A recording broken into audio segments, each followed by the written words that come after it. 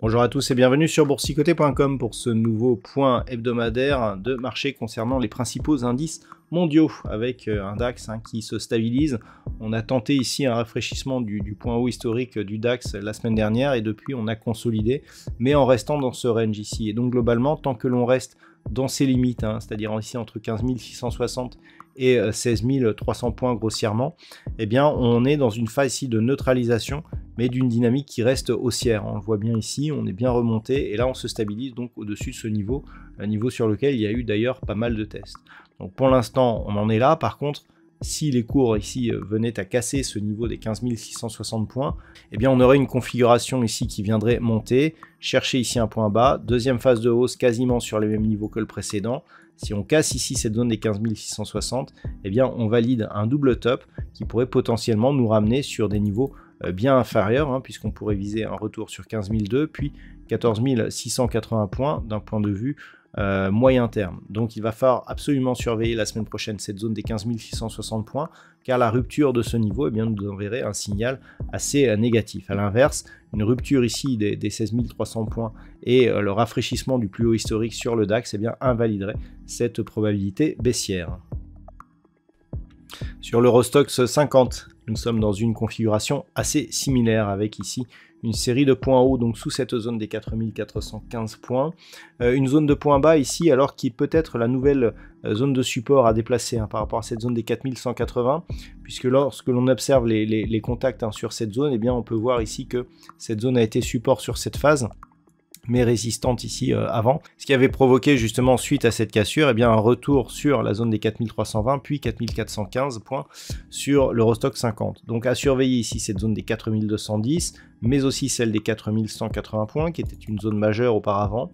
Donc globalement tant que l'on est au-dessus de cette zone des 4210 et sous la zone des 4415, un petit peu comme sur le DAX, phase de range, donc consolidation horizontale au sein d'une tendance qui reste haussière d'un point de vue moyen terme, mais une rupture ici donc des 4210-4180 points viendrait invalider le mouvement, puisque avec ici ces multiples contacts sous la zone des 4415, si on casse le point bas donc significatif de cette phase d'évolution, clairement le mouvement de retournement sera un peu plus puissant et donc la rupture des 4180 points pourrait provoquer une hausse de la volatilité et une accélération du mouvement baissier.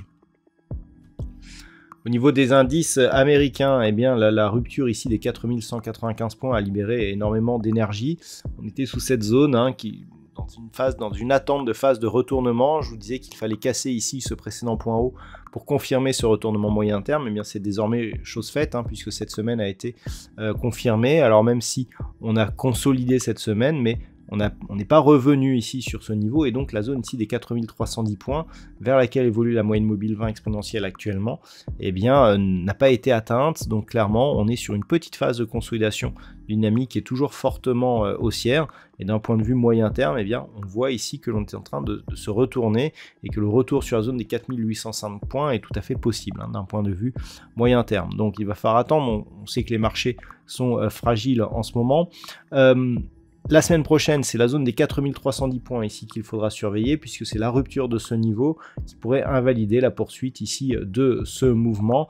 Dans l'attente, tant que l'on est au-dessus, on reste dans une dynamique qui permet la poursuite de ce mouvement avec comme objectif un retour sur la zone ici des 4510 points.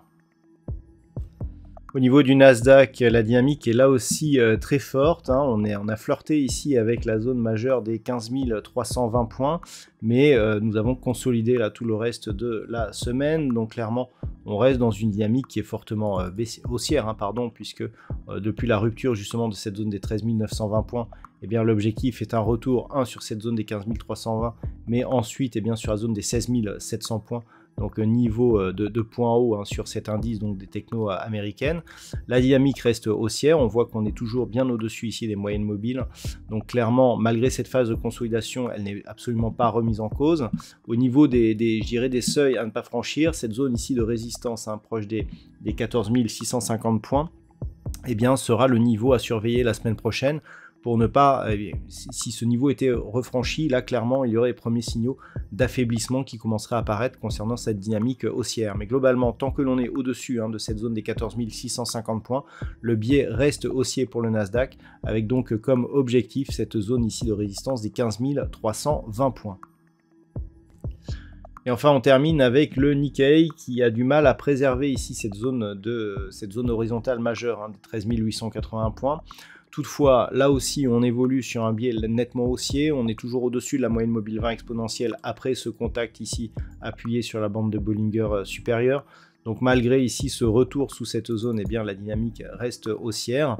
L'objectif est donc une poursuite du mouvement en direction des prochains niveaux de résistance qui sont difficiles à quantifier parce qu'on est sur des niveaux très anciens. Je rappelle que le niveau ici historique du Nikkei, c'est proche ici des 39 260 points, il date d'il y a quelques dizaines d'années, donc pour l'instant difficile de trouver de nouvelles résistances. Globalement, ce qu'il faut se souvenir, eh bien, c'est que cette zone ici, 32 500, 32 900 points pour le Nikkei, constitue ici une zone de support à ne pas franchir pour conserver des chances ici de poursuivre sur une phase de hausse. Donc pour l'instant c'est le cas, on voit d'ailleurs que cette zone était le point haut ici de cette dynamique très court terme, et globalement tant que l'on est ici au-dessus de cette moyenne, eh bien on reste sur un flux et sur une tendance haussière et qui devrait normalement ramener les cours du Nikkei au-dessus de cette zone des 32 880 points. La rupture ici de ce niveau intermédiaire que l'on pourrait quantifier, voilà ici, point bas ici qui était précédemment une résistance. Donc la rupture de ce niveau ici proche des 31 500 points eh bien, nous donnerait un signal de retournement sur l'indice japonais. Voilà donc ce que l'on peut dire sur l'analyse technique de ces principaux indices mondiaux. Je vous souhaite de passer un très bon week-end et on se retrouve dès la semaine prochaine pour d'autres analyses techniques, toujours sur le site boursicoté.com.